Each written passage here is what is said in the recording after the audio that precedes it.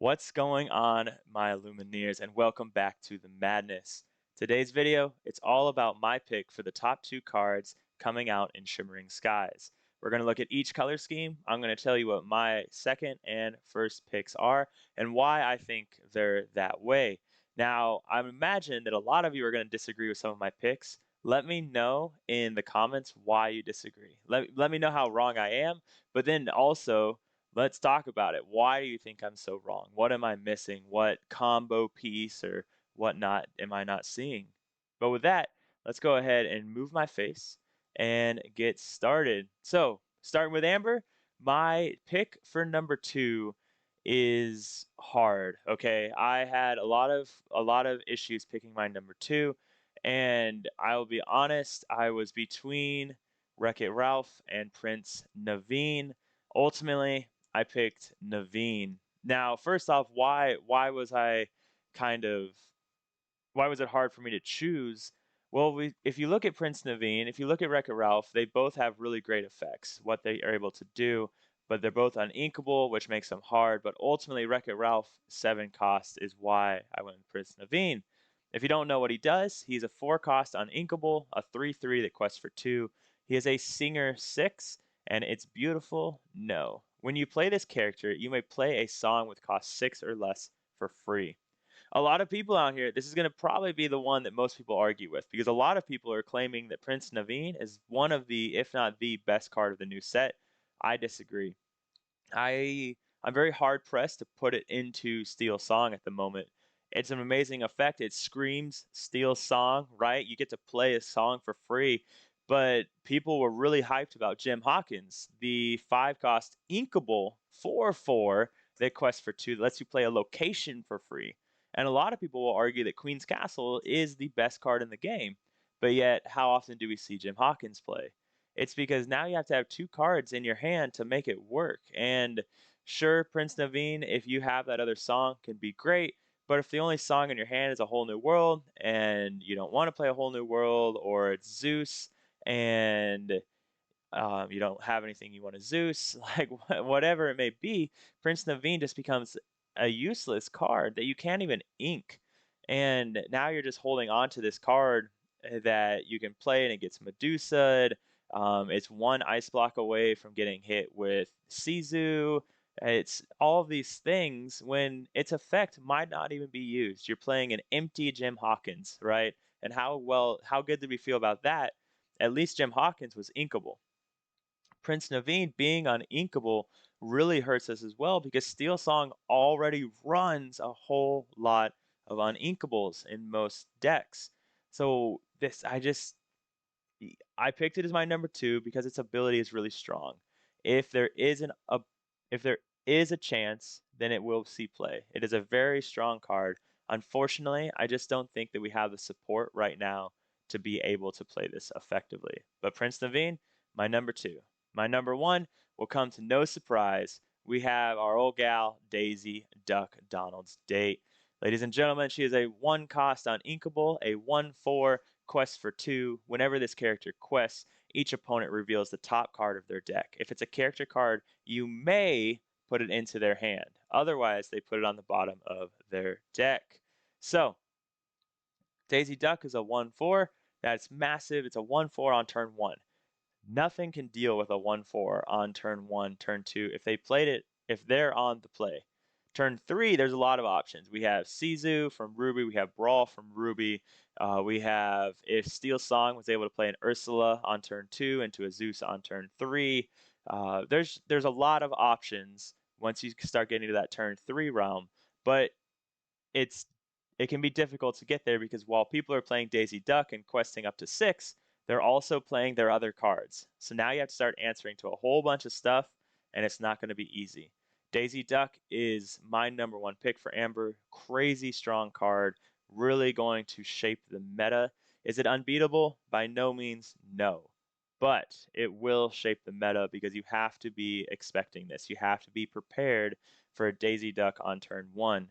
That's going to happen.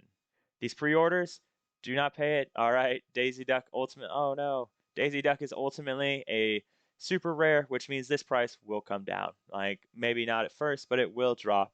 And ladies and gentlemen, None of Shimmering Skies is legal for competitive play until the end of August. So there's no rush to pick these up. Just proxy them until you can. All right. So with that, let's move on. We have Amethyst. And Amethyst was pretty difficult for me as well, picking a number 1 and 2. I went back and forth on a lot of these cards. Ultimately, I had to write it down because I had so much difficulty. My number 2, Gathering Knowledge and Wisdom. This is a 2-drop on Inkable, gain 2 lore, and it's an action, okay? The reason I picked this for my number 2 is because you don't have to do anything. You can literally just go, you can be in top deck mode. If you're playing an aggro decks will typically start to fall off around that 15 to 20 lore count, and now you're just hoping to get anything. So now, instead of just hoping to pull a Lilo, and you play your Lilo and be like, man, I hope they don't kill it. Well, most things can kill it now, so you don't have to worry about that. You can just draw this, play it, gain 2 lore. Like that's pretty effective. That's strong. That is everything that you want in an aggro deck when they start running out of steam, when they start running out of gas. So my pick for number 2. And then my number 1 pick, which people might argue with, because I don't have, it's not Cogsworth, it's not Elsa. My number 1 pick is this guy right here, the Library, A Gift for Belle. All right, this is a 3-cost inkable, costs 1 to move to this location, has 8 willpower, and then lost in a book. Whenever this character is banished, while here, you may draw a card, and it gains passive 1 lore per turn. Why is this my number 1 pick over something like Elsa or Cogsworth? Well, the fact of the matter is that purple already loves to draw. Card draw, if you haven't figured out, is everything in Lorcana because not a lot of decks have really good card draw. So those that do can really get far ahead when they have, 7 cards in hand compared to your 1. So for the library, if you have a bunch of people on here, then you know that if they banish those cards, you get to draw a card. So they either have to attack your location or not attack your characters and just let you do your thing. So now you get to quest every single turn. Now, Queen's Castle, on the other hand, it's at the start of your turn. If you have a character here, you may draw a card. So now with Library and Queen's Castle, if you're running, say, 2 and 2, you're looking pretty good. Your card draw is going to be there. And on top of that, the library can't be taken out by Hercules. It's only 1 lore per turn, but it can't be taken out by Hercules, the Ruby 7/3 rush, because it has 8. And 8's a lot to deal with. So you're playing your guys, and maybe you're facing some aggro that you need to take out. And now, when you take out their characters, you're winning in that trade because you're drawing cards from doing so, as long as your character is banished. So the library is my pick for number 1 because it's just more amazing card draw and it's inkable. You'll see that a lot of my picks are typically inkable. All right, there's nothing feels worse than losing a game because all you have is uninkables. So, other good cards in here. Chromacon is really good. Cogsworth is really good. Elsa is an amazing card. Like, purple got a lot of really good stuff in this set that they're going to be able to use. All right, moving on. Green. This one wasn't my hardest to score as far as things that stood out, but it was up there. But my number 2 is going to be Remember Who You Are. If if chosen opponent has more cards in their hand than you, draw cards until you have the same number. So this is my number 2 because of what it can do in an aggro deck. Now aggro decks, if you're running a whole lot of 1-drops and 2-drops, you're going to run out of cards really, really fast. And then people can just start picking off your characters and you're just top decking. Well, now if you top deck this, the ability to draw if maybe 2 more cards or 3 more cards can be everything you need. Because you draw, let's say, 3 cards and 2 of them are 1-drops, then next turn you play 2 1-drops. And it's hard for a lot of decks to be able to deal with multiple cards at the same time. So Remember Who You Are is just a way for aggro decks to kind of come back into the game. A lot like in purple, Gathering Knowledge. It's that way for you to come back by just doing 2 lore. All right, so Remember Who You Are, my pick for number 2. Given some more gas for aggro. My pick for number 1 might not come as a surprise, but Prince John's Mirror. Okay, it's a 3-drop, an inkable again. It's an item, You look regal. If you have a character named Prince John in play, you may pay one less to play this character, or play this item. I apologize. A feeling of power. At the end of each opponent's turn, if you have more than 3 cards in their hand, if they have more than 3 cards in their hand, they discard until they have 3 cards in their hand. So this is huge because you play this, and let's say you're playing a steel song or you're playing a blue steel that runs whole new world, then now they're going to hurt. That's going to make them really think about using a whole new world. It makes that more difficult. It's a card where you play it and now you're always limiting them. If you're playing a purple deck and they don't have any item removal, then now they're always limited to 3 cards. So if they're running library, or if they're running the rabbits, as all purple decks will, it's a lot it's a lot more difficult for them to do that, because now they're just playing rabbit to draw something they can use that turn. So Prince John's Mirror is just a really effective card. Is it game breaking? No, by no means is it game breaking. It's not Bucky. It's not any of that. It's just a really effective card in that tempo game of you helping you just control everything that's going on. So another good card that I really liked, that I didn't mention, was Anna, just because, or Anna, I apologize. I think those abilities to do stuff later on, it gets stronger, is really, really good. But those are my picks for 1 and 2 for green and red. This was my hardest one. I Unfortunately, I don't think red got anything that just really stands out this set. Like nothing that really screams like, yes, play me, this will change everything. We got some good cards. Gaston has a lot of opportunities, Glimmer versus Glimmers, a lot of control opportunities. Maximus can do some really cool combo deck stuff.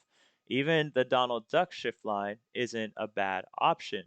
With that said, none of those took my number one. Um, and my number one ended up being Taffeta.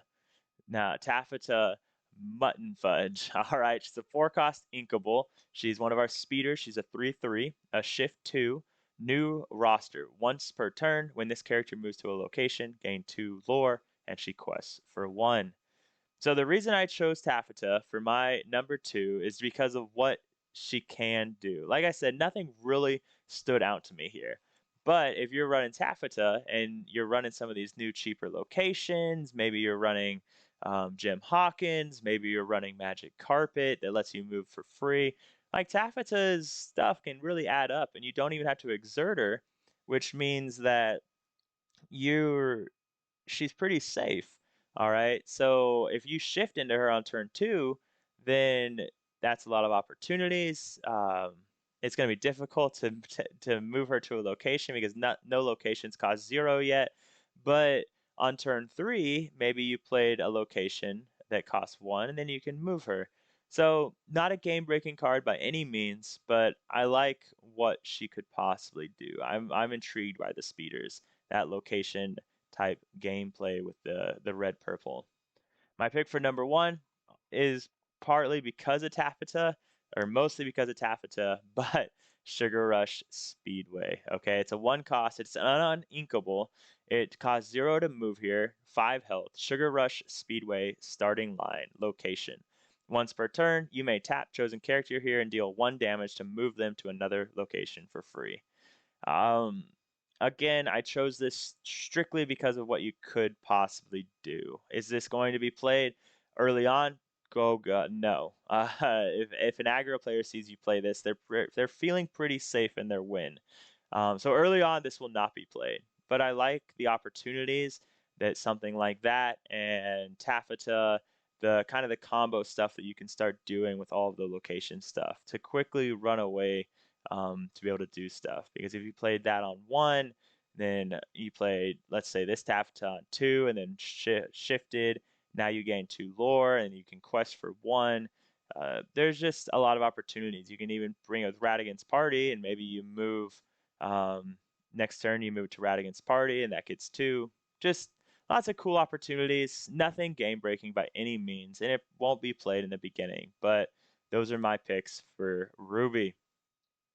Now blue, we got our blue guys here. Lots of good cards, lots of stuff that really open things up for them based off of weaknesses. We have our Mufasa here, but my number two pick for this ended up being Chica. Chica is a 2 cost uninkable, a 2/1, and Chicha support on the way, one on the way. During your turn, when you put a card into your inkwell, if it's the second card you've put into your inkwell this turn, you may draw a card, and she quests for 1.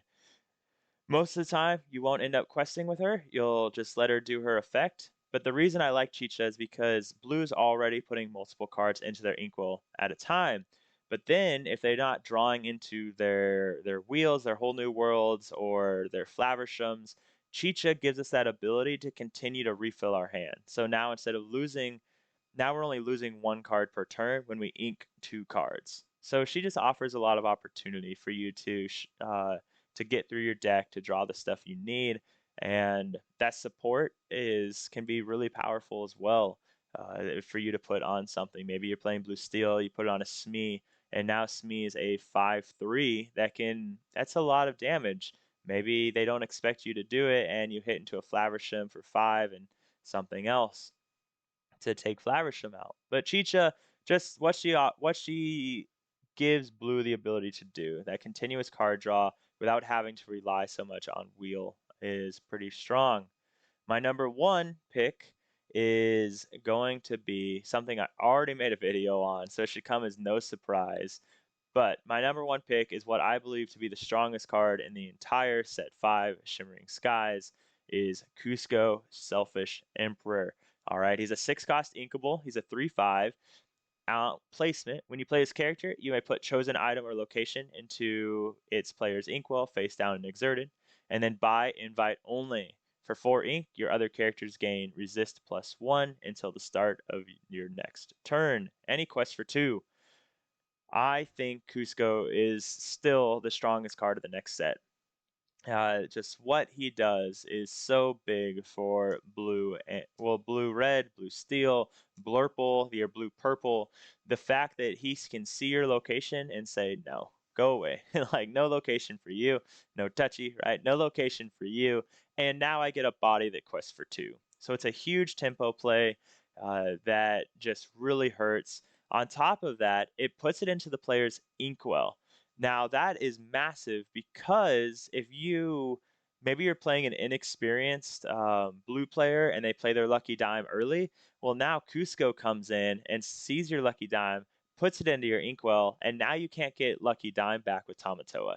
And that is massive because most people only run 2, maybe 3. So if you're running maybe 2 Cuscos, then now they're limited. They're down to 1 lucky dime left or none, and that just really hurts. And then you can do this as early as turn 4, turn definitely turn 5, turn 4, I believe. So that's just really strong. And then by invite only, I believe, tell me in the comments if I'm wrong, but if you have 8 ink, you can give all your characters resist +2 until the start of your next turn. So if you're still playing Cogsworth, now you have resist +3. Your characters can do anything they want to do and not have to worry about getting wiped out. That's big. Like that offers so many opportunities for you. So my pick for number 1 of blue is Cusco. My pick for number 1 of the whole set, which I already made a video on that I'll put in the description, is Cusco. Just such an amazing, amazing card in my opinion. So our last one is going to be Steel. Now, Steel got some pretty cool stuff. Unfortunately, nothing that really, really stands out in my opinion. They got this Simba, which is awesome, but it doesn't quite do it for me like Cusco does. But my number 2 pick for Steel is going to be Jafar. Now, before the haters gonna hate, all right, yes, he can be Brawled. Yes, he can be Sizu'd. Yes, he can be Medusa. I understand that. Now, my biggest argument against any of that is the red player has to have Brawl or Sizu or Medusa. And yes, there's a good chance they will, but most likely they've been using their Brawls already. Most likely they've been using their Sizus already if they had them. And if they don't need the Brawls, by turn 6, they've probably inked the Brawls because they need the ink. So now you're worried about Medusa. But again, only red decks are running Medusa, okay? If I'm playing Steel Song, I'm not running Medusa. I'm not running Brawl. I'm not running Sizu because I can't. So, what is Jafar though? Really quick, I didn't even talk about him. Okay, he's a 6 cost inkable, 0/7, but he's a challenger +7 and intimidating gaze. Opposing characters with cost 4 or less can't challenge, and he quests for 2 lore. So he just allows you to do so much with your characters without you having to worry about them getting attacked. Like that's really powerful. Now it takes till turn 6, but I just think that Jafar offers you'd never run 4, right? Maybe 2. I think 2 would be a good number, but he just there's so much that he offers you as far as being able to do stuff. And if you're running into red purple, if you run this in a purple steel deck, they've probably already Medusa'd a lot of your characters that they could.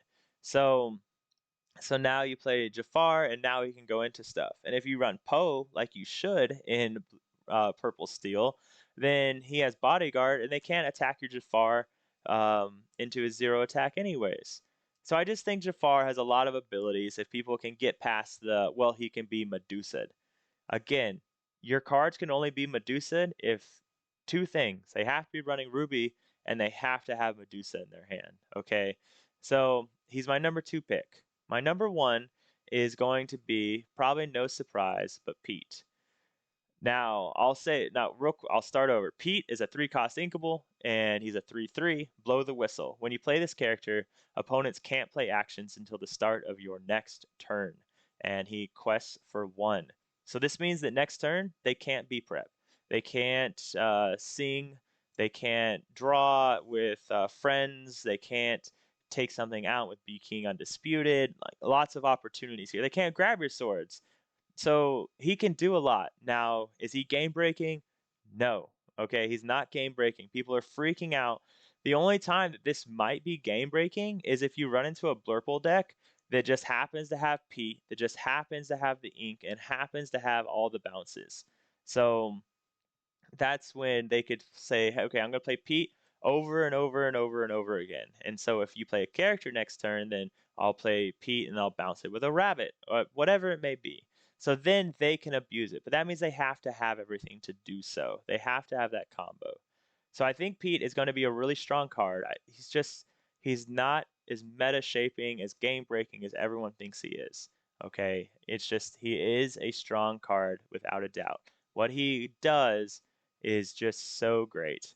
Just remember, you're only safe for 1 turn. So if they have that B prep in hand, they're going to use it the next turn. So if you're using Pete, go crazy.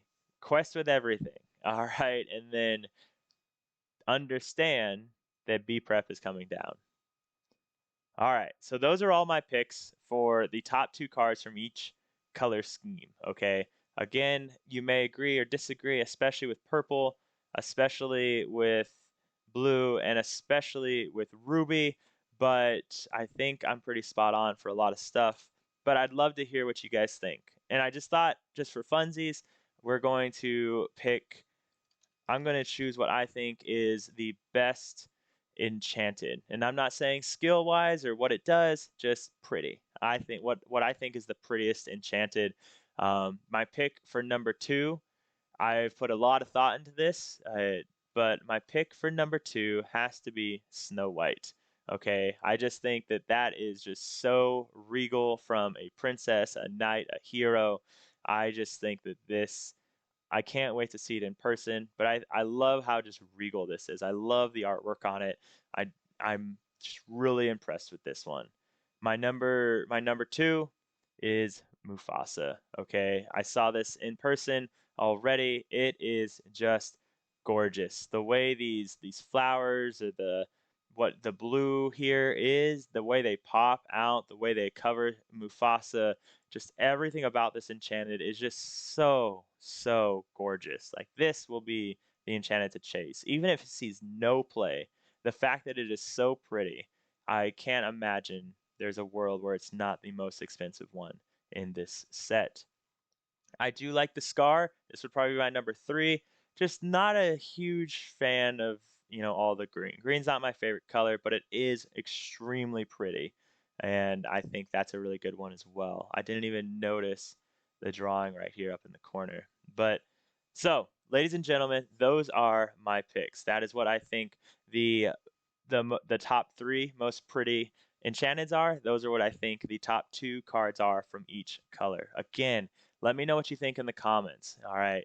And I wanna have the conversations. I'm always more than happy to have the conversations. With that being said, ladies and gentlemen, in the description, you'll see my Discord. We can chat there. Feel free to drop a like and subscribe. It costs you nothing, and you can get it back whenever you want, all right? You don't even have to ask for a refund. Just take it. Ladies and gentlemen, I'll sign off as I always do.